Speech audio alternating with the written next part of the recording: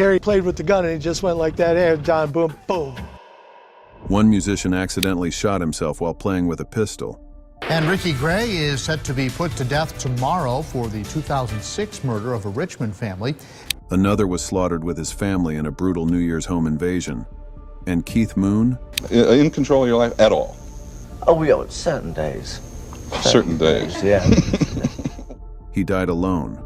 Overdosing on pills meant to cure his addiction. The Cranberries singer Dolores O'Riordan died from an accidental drowning because of alcohol intoxication. Fame doesn't shield you from death, especially not in the music world. These are the worst ways musicians have died. Part 3.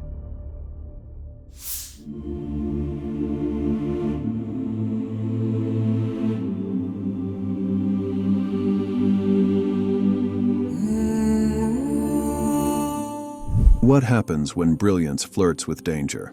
Terry Kath, the electrifying soul behind Chicago's early sound, was a guitar virtuoso whose raw energy powered their jazz rock revolution.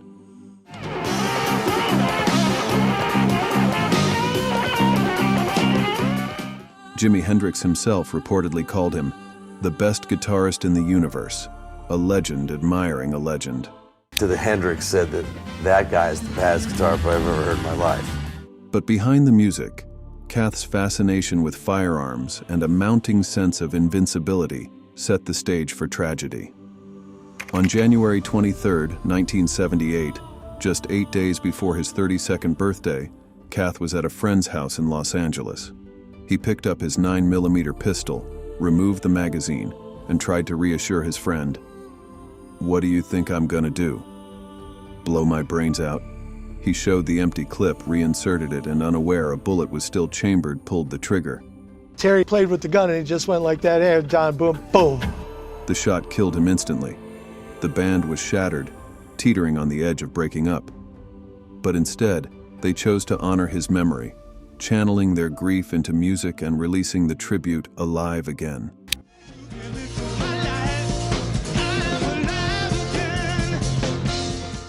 Today, his daughter Michelle Sinclair keeps his spirit alive through the Terry Kath Experience documentary, a daughter's journey to know the father she lost too soon.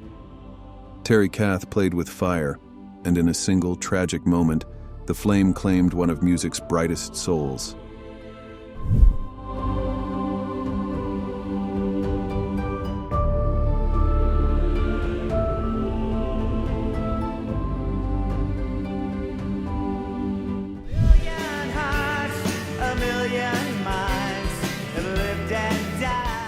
How does a celebration turn into a tragedy that silences a beloved musician and his family?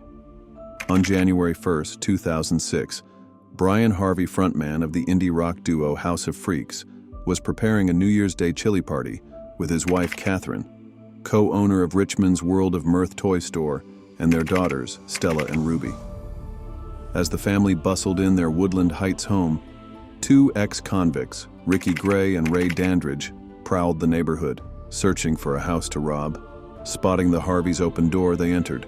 Gray bound Brian, Catherine, and young Ruby in the basement with electrical cords and tape. Stella, returning home, was brought downstairs by her mother. The family was held captive, muzzled and terrified as their home was ransacked. Without warning, Gray slit their throats and, when they still moved, bludgeoned them with a hammer. He poured wine over an art easel, set it alight, and left the house to burn. It was Brian's musical partner, Johnny Hott, who arrived for the party and saw smoke, calling 911. The murders devastated Richmond. Gray was executed in 2017. Dandridge is serving life without parole. Brian Harvey's haunting melodies remain a voice forever silenced by unimaginable cruelty.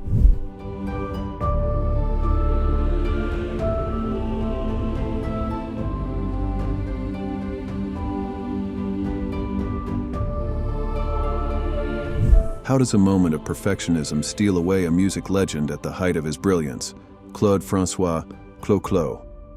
To millions was France's electrifying pop sensation of the 1960s and 70s.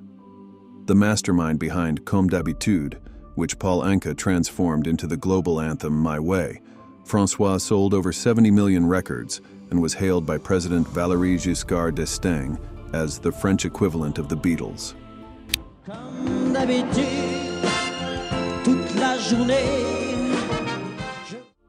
On March 11th, 1978, Francois had just completed a BBC special and was preparing for another major TV appearance.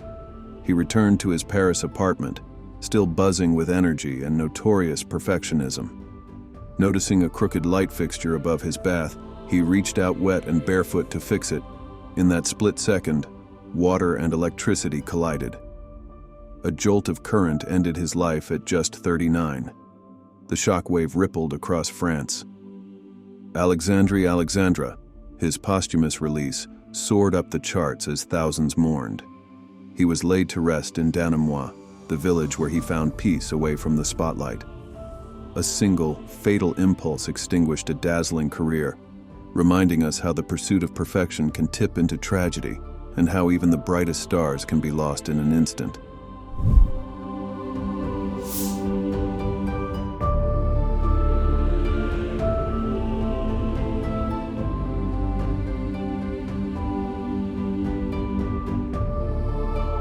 What if the saddest song you ever heard was lived by the one who wrote it? Elliot Smith, the indie troubadour behind Miss Misery, captivated the world with his fragile voice and haunting lyrics.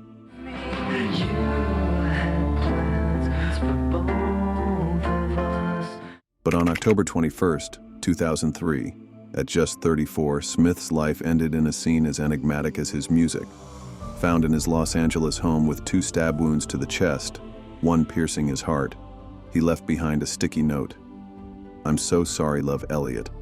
God forgive me." His girlfriend, Jennifer Chiba, told police they'd argued.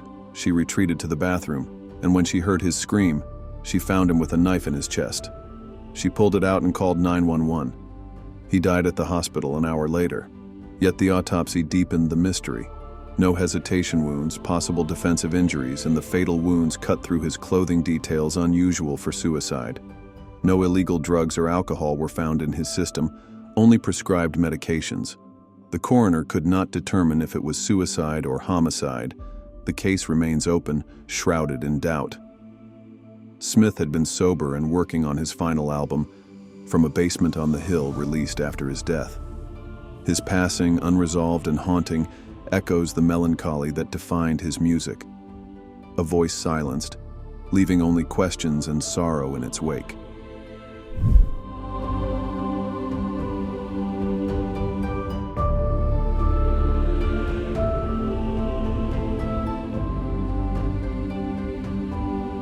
The Cranberries singer Dolores O'Riordan died from an accidental drowning because of alcohol intoxication. How does a night alone in a London hotel end the life of one of rock's most haunting voices?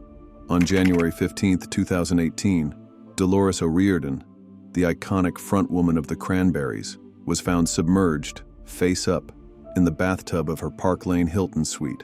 She was just 46. The inquest revealed a tragic accident.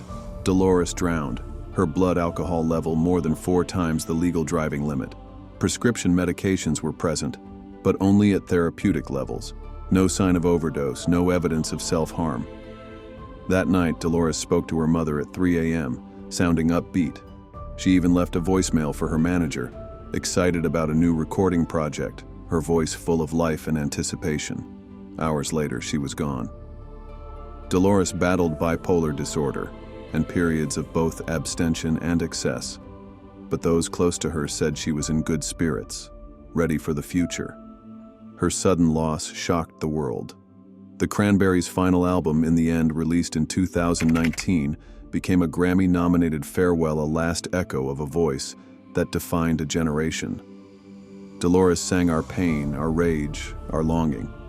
In the end, her story remains a haunting reminder of fragility and the tragic accidental silence of a singular voice.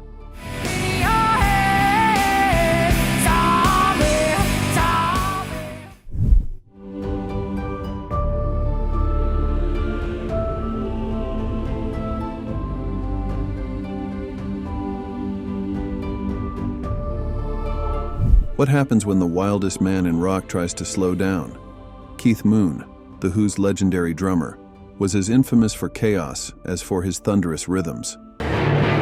The music matched the anger.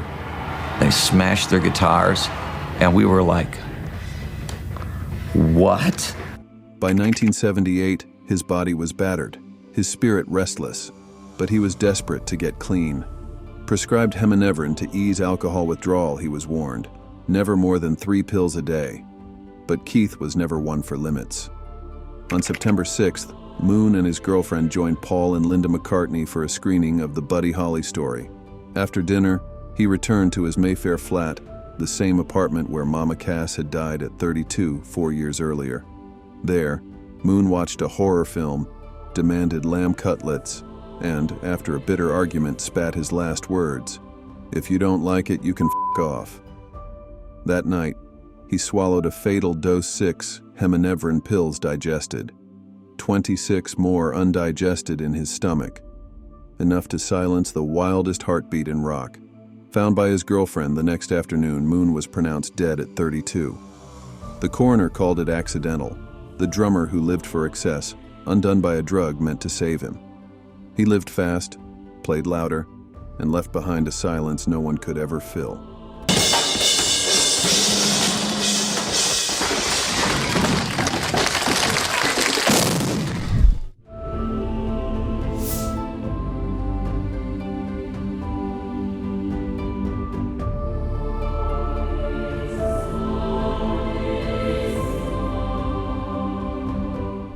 How does a guitar prodigy, who once lent his talent to anti-drug anthems, become a casualty of the very dangers he helped warn against?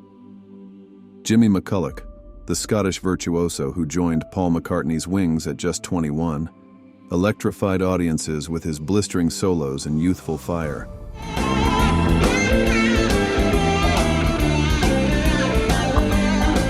Before Wings, he'd already conquered the charts with Thunderclap Newman's Something in the Air and left his mark on the British rock scene.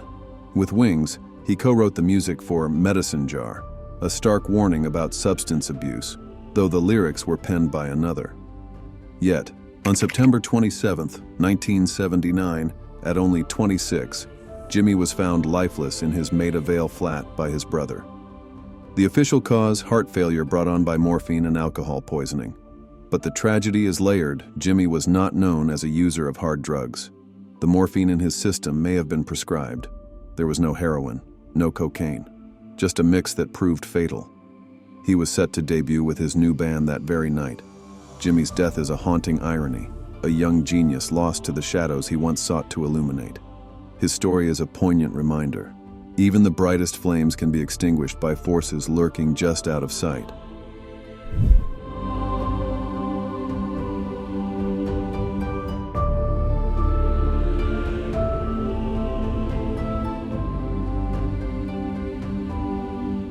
What happens when a moment of artistic passion turns into an unforeseen tragedy? Barbara Weldens, just 35, was mesmerizing a crowd at the historic Church of Notre-Dame des Cordeliers during the festival Léo Ferré in Gourdon, France. Known for her emotive voice, poetic lyrics, and signature barefoot performances, a nod to her childhood in the circus, she was hailed as the next great voice of French chanson.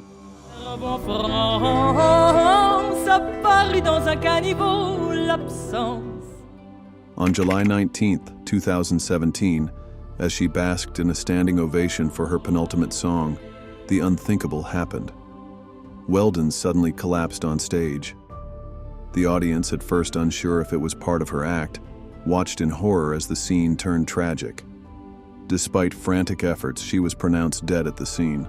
The autopsy revealed the devastating truth. Barbara Weldens had been electrocuted, the fatal shock triggered by a faulty piece of electrical equipment. Her bare feet, so integral to her artistry, tragically sealed her fate that night. Her debut album, Le Grand H de l'Homme, had just begun to earn her national acclaim.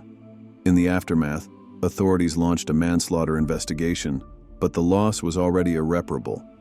Barbara Weldens' death is a haunting reminder. Even in the pursuit of beauty, danger can lurk unseen, demanding vigilance from all who bring art to the stage. Fame can light up a stage, but it can't shield you from the shadows that creep in when no one's watching. These musicians didn't just die. They left behind chilling stories that continue to echo through time. What's most disturbing is how many of these tragedies could have been prevented. Do you think fame attracts misfortune, or does it simply expose what's already lurking beneath the surface? Tell us your thoughts in the comments. And don't forget to like, subscribe, and hit that bell for more true stories from the edge of fame and tragedy. There's always another song, another life, another tale waiting in the dark. Until next time, keep listening and keep questioning.